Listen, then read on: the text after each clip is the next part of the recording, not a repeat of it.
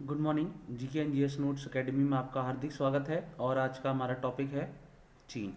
जैसा कि आप सभी लोग जानते हैं, अगर हम बात करें चीन की राजधानी की, अगर हम चीन की राजधानी की बात करें तो चीन की राजधानी बीजिंग है ना। अगर हम आगे बात करें चीन की करेंसी की, अगर हम करेंसी की बात करें तो यहाँ की करेंसी रेनमिन की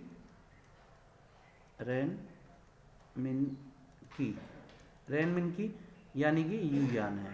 इसे युयान के नाम से भी जाना जाता है। आगे देखें, अगर हम चीन की बात करें क्षेत्रफल की दृष्टि से चीन का विश्व में तीसरा स्थान है। आगे देखें, अगर हम बात करें जनसंख्या के आधार पर, तो जनसंख्या के आधार पर चीन का विश्व में पहला स्थान है। और अगर हम अपने देश की बात करें तो भारत का जनसंख्या के आधार पर दूसरा स्थान है। आगे देखें, हम भारत और चीन के बीच लगने वाली रेखा की बात करें तो भारत और चीन के बीच में मैकमोहन रेखा लगती है। आगे देखें, मैकमोहन रेखा कब निर्धारित की गई थी, तो ये सन 1914 में निर्धारित की गई। आगे देखें, भारत और चीन के बीच में कितनी लंबी सीमा रेखा लगती है। अगर हम सीमा रेखा की लंबाई की बात करें तो भारत और चीन के बीच में 3488 किलोमीटर की सीमा रेखा लगती है। अगर हम बात करें राज्यों की कि कितने राज्य सीमा रेखा से लगे हुए हैं, तो 4 राज्य प्लस एक केंद्र शासित प्रदेश सीमा रेखा से लगा हुआ है। ये राज्य निम्न है। सबसे पहले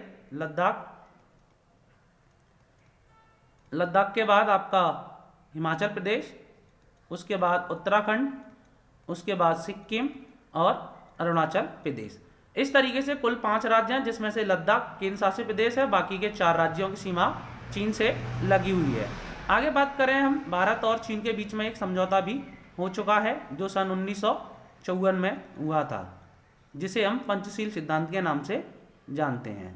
क्वेश्चन आ जाता है कि पंचशील सिद्धांत कब हुआ था, तो सन 1954 में हुआ था। किन 2 देशों के बीच हुआ था, चीन और भारत के बीच हुआ था। आगे बात करें, पंचशील समझौता पर हस्ताक्षर किन दो व्यक्तियों ने साइन किए थे, हस्ताक्षर किए थे। तो देखें, भारत के तत्कालीन प्रधानमंत्री पंडित जवाहरलाल नेहरू और चीन के राष्ट्रपति चाउ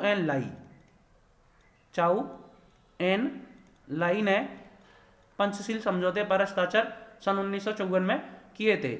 लेकिन सन 1962 में भारत और चीन के बीच युद्ध हुआ।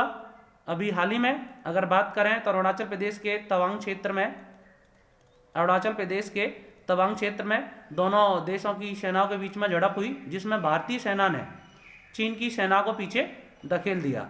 आगे अगर हम बात करें तो विश्व की सबसे बड़ी दीवार, अगर हम विश्व की सबसे बड़ी दीवार की बात करें तो चीन की दीवार विश्व की सबसे बड़ी दीवार है। आगे देखें, अगर हम बात करें तो चीन विश्व का एकमात्र ऐसा देश है जहां आज भी साम्यवादी सरकार है। आगे देखें, अगर हम बात करें चीन का शोक किसे कहते हैं, अगर हम चीन के शोक की बात करें तो हवांगो नदी को चीन का शोक कहा जाता है। आगे देखें, चीन की एक और नदी है जिसे पीली नदी के नाम से जाना जाता है। अगर हम पीली नदी की बात करें तो पीली नदी किस नदी को कहा जाता है, इसका आंसर है यांगसी नदी को पीली नदी के नाम से जाना जाता है। आगे देखें, अगर हम बात करें चीन के बारे में, तो चीन और भारत के बीच में ज्यादातर संबंध मधुर रहे हैं, लेकिन अभी कुछ समय से संबंधों में थोड़ी सी गिरावट आई है। Thank you so much. Video को लाइक करें, शेयर करें और अपने दोस्तों से भी बोलें कि चैनल सब्सक्राइब करें। धन्यवाद।